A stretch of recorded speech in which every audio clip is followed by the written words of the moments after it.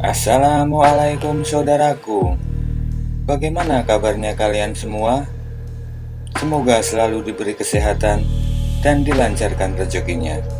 Amin ya robbal alamin. Dikisahkan, di suatu hari Abu Nawas mempunyai seekor burung beo yang teramat cantik. Tiap pagi dan sore, Abu Nawas rajin sekali memandikan burungnya. Pada suatu ketika, Baginda Raja Harun al-Rasyid bertandang ke rumah Abu Nawas. Kedatangan paduka raja yang tiba-tiba itu membuat Abu Nawas kaget. Pasalnya, di rumah Abu Nawas tidak tersedia makanan untuk menjamu sang raja. Tidak usah repot-repot, Abu Nawas. Saya hanya mampir sebentar. Bagaimana kabarmu?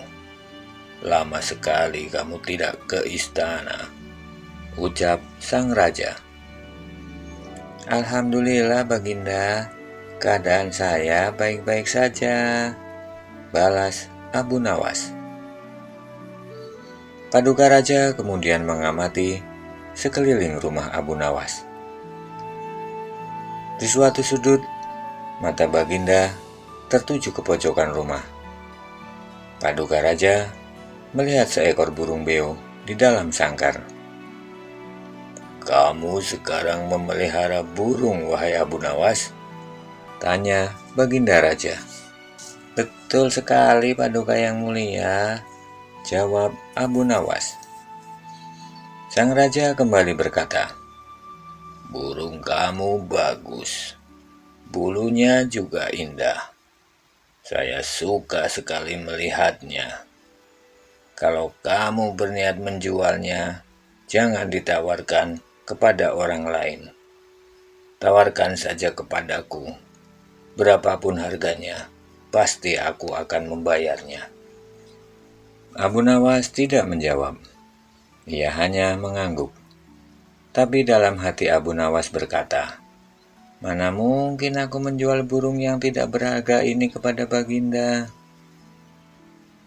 Akhirnya, keesokan paginya, Abu Nawas datang ke istana. Dia datang dengan membawa burung beo yang diinginkan Baginda. Abu Nawas tidak ingin menjualnya. Dia ingin memberikan secara cuma-cuma kepada Baginda Raja. Namun sayangnya, di pintu gerbang istana, 2 orang pengawal menahannya. Mereka berdua adalah orang kepercayaan menteri istana yang dengki kepada Abu Nawas. Ada keperluan apa kamu datang kemari? Tanya pengawal. Abu Nawas pun menjawab, tempo hari Paduka Raja datang ke rumah saya dan menyukai burung saya. Oleh sebab itu, saya ingin memberikan burung ini kepada Paduka Raja. Salah seorang pengawal berkata, tinggalkan saja burung jelek itu di sini. Biar aku yang akan menyerahkannya kepada Paduka Raja. Abu Nawas pun menurut. Dalam situasi seperti ini, dia tidak mungkin melawan. Tapi suatu saat, mereka pasti akan mendapatkan balasannya. Kedua pengawal itu lalu menukar burung Abu Nawas dengan burung pipit. Setelah itu, baru diserahkan kepada Baginda Raja. Kurang ajar Abu Nawas, kata sang raja dengan nada penuh emosi. Baginda Raja merasa terhina dengan perbuatan Abu Nawas. Burung beo yang diharapkannya, tapi justru burung pipit yang dikirimkannya. Sang menteri yang dengki kepada Abu Nawas tersenyum puas melihat kinerja anak buahnya. Kali ini engkau pasti akan kena hukuman, wahai Abu Nawas, ujarnya dalam hati. Tanpa menunggu waktu yang lama, saat itu juga Baginda Raja mendatangi Abu Nawas.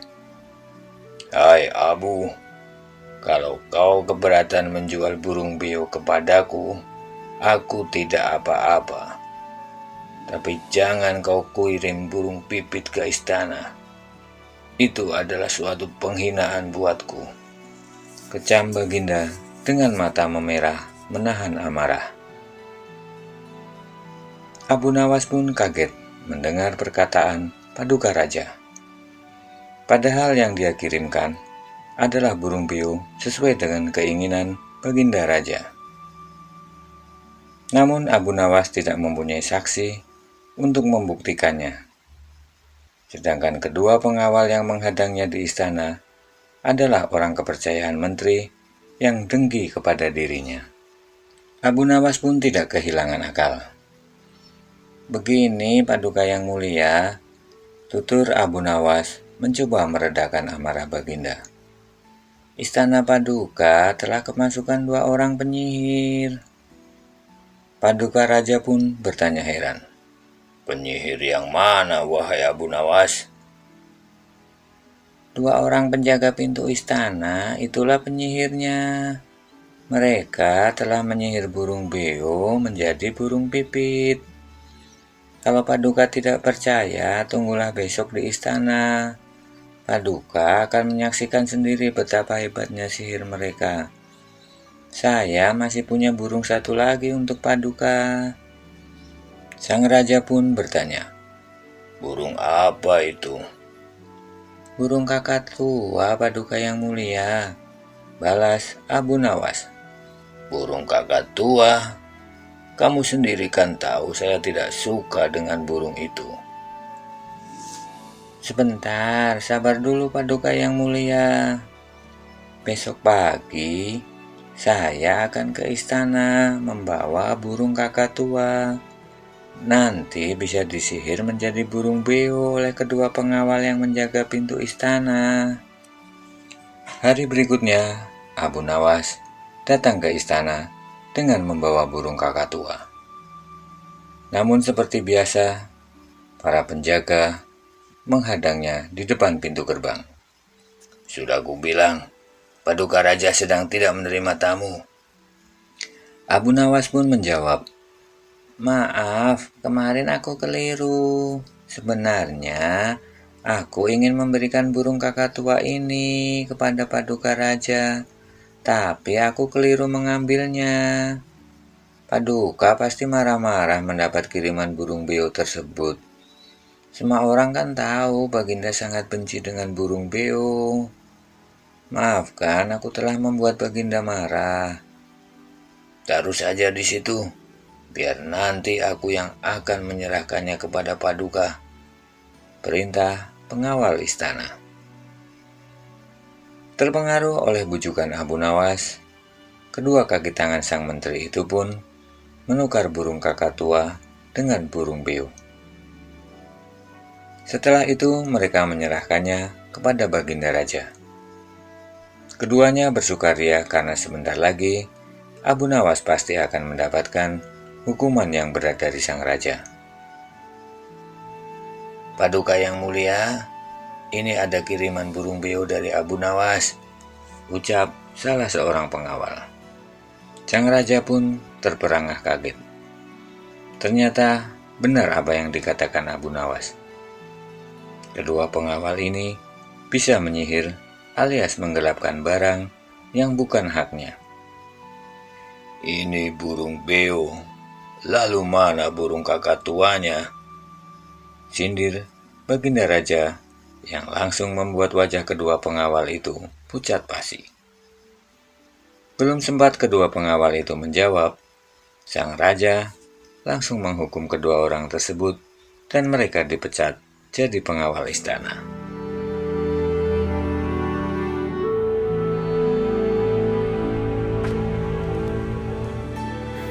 Dikisahkan, pada saat itu banyak negara yang terserang oleh penyakit ganas dan menular.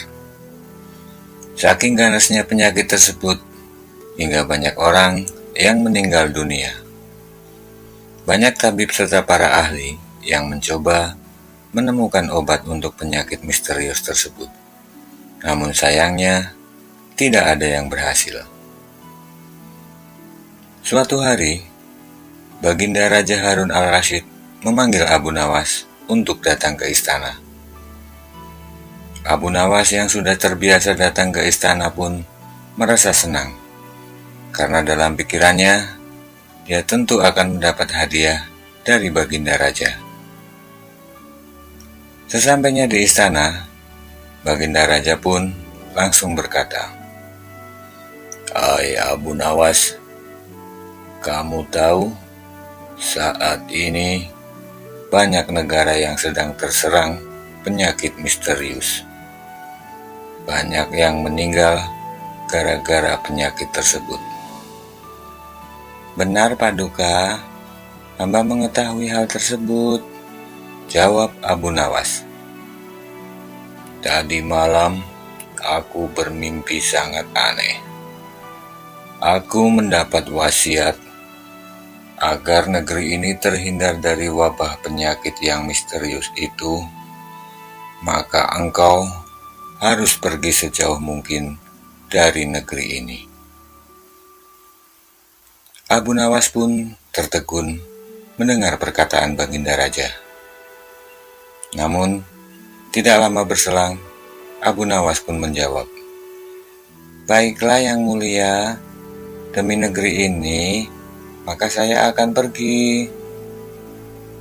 "Sebentar Abu Nawas, dalam mimpiku juga disebutkan, engkau bisa kembali ke negeri ini, tapi dengan syarat tidak boleh berjalan kaki ataupun menunggang keledai atau hewan tunggangan yang lainnya. Besok, pengawal akan membawamu pergi sejauh mungkin," kata Baginda Raja. Sesampainya di rumah, Abu Nawas pun tak habis pikir, mengapa hal ini bisa terjadi. Baginya, perintah Baginda Raja sangatlah aneh dan tidak masuk akal. Namun demi negerinya, Abu Nawas pun harus rela berpisah dengan istri dan meninggalkan semuanya. Esok paginya, Abu Nawas pun terlihat sudah mempersiapkan segalanya. Dia membawa perbekalan makanan serta beberapa helai baju. "Istriku, aku terpaksa pergi dan mungkin tidak akan kembali lagi. Kalaupun aku bisa pulang, mungkin dalam jangka waktu yang sangat lama," kata Abu Nawas kepada istrinya. Mendengar perkataan suaminya, tangis istri Abu Nawas pun pecah. Dia tidak bisa membendung emosinya. Namun mau tidak mau, mereka harus berpisah karena Abu Nawas harus pergi. Tak lama setelah itu, pengawal kerajaan pun datang menjemput Abu Nawas. Kepergian Abu Nawas tentu saja menyisakan kepedihan yang mendalam bagi istri dan keluarganya. Mereka semua bahkan mengantar Abu Nawas hingga ke tepi desa. Abu Nawas yang menunggangi keledai kesayangannya diantar oleh pengawal kerajaan menuju gurun pasir yang sangat jauh dari rumahnya. Setelah dirasa cukup jauh, para pengawal kerajaan pun kemudian pulang kembali ke istana. Kini tinggallah Abu Nawas di tengah gurun pasir yang sepi dan tidak ada kehidupan. Sejauh mata memandang, hanyalah hamparan pasir tanpa ada terlihat tanda-tanda kehidupan. Tanpa terasa, malam hari pun tiba. Abu Nawas segera mendirikan tempat untuk sekedar bertahan dari dinginnya malam dan hembusan angin yang semakin kencang. Malam hari itu, Abu Nawas tidak bisa tidur. Dia berusaha mencerna perintah Baginda Raja. Aneh sekali perintah Baginda Raja. Jangan-jangan ini hanya akal-akalan saja, pikir Abu Nawas. Lama sekali Abu Nawas berpikir. Dia berusaha mencerna kata demi kata perintah yang diucapkan oleh Baginda Raja. Tak lama berselang, Abu Nawas pun tersenyum tipis, seolah sudah menemukan jawaban dari semua teka-teki yang dihadapinya. Esok paginya, Abu Nawas segera mengemasi semua peralatan yang dibawa. Setelah selesai, dia pun kemudian melakukan perjalanan pulang kembali ke desanya. Menjelang malam, Abu Nawas sudah sampai di desanya. Kedatangannya tentu saja disambut dengan sukacita oleh istri dan tetangga yang mengetahuinya. Kabar kepulangan Abu Nawas dengan cepat beredar, hingga sampailah berita tersebut ke istana. Paduka Raja yang mendengar berita tersebut tentu saja terkejut. Dia segera memerintah pengawal kerajaan untuk menjemput paksa Abu Nawas di rumahnya. Abu Nawas yang sudah mengira akan kembali dipanggil ke istana, dengan santainya memenuhi panggilan Baginda Raja. Namun dia mengajak salah seorang tetangganya yang kebetulan waktu itu menyaksikan dirinya pulang ke rumah. Sesampainya di istana, Baginda Raja segera menanyai Abu Nawas. "Hai Abu, bukankah sudah kuperintahkan agar kau pergi dari negeri ini? Kenapa kamu berani membantah perintahku?" "Ampun Yang Mulia, hamba tidak menentang perintah Paduka. Hamba memang sudah pergi beberapa hari yang lalu. Bahkan hamba ditinggal sendiri di padang pasir yang sepi," jawab Abu Nawas.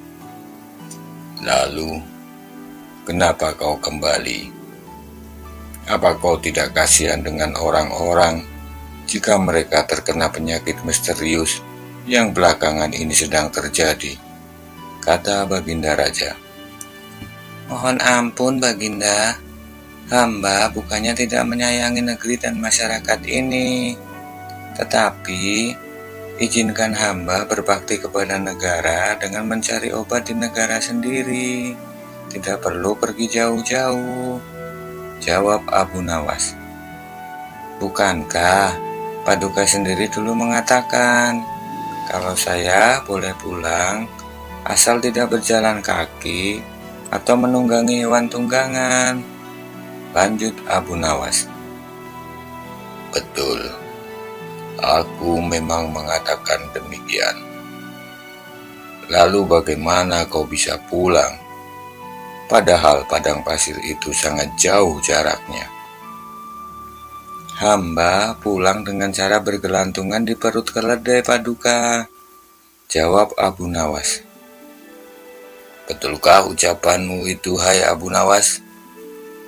Kamu tahu hukumannya kan jika berbohong?" kata Baginda Raja. "Betul Paduka, ini saksinya.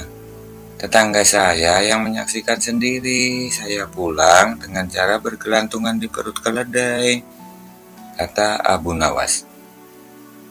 "Betul Paduka, Abu Nawas tidak berbohong. Saya saksinya, saya melihat sendiri," kata tetangga Abu Nawas. Baginda Raja pun kemudian memberikan hadiah kepada Abu Nawas karena telah berhasil melewati ujian yang dilewatinya.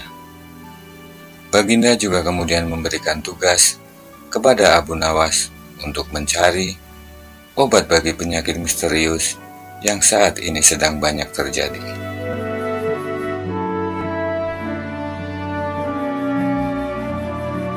Dikisahkan, Abu Nawas pada saat itu sedang berjalan-jalan santai di sebuah pasar.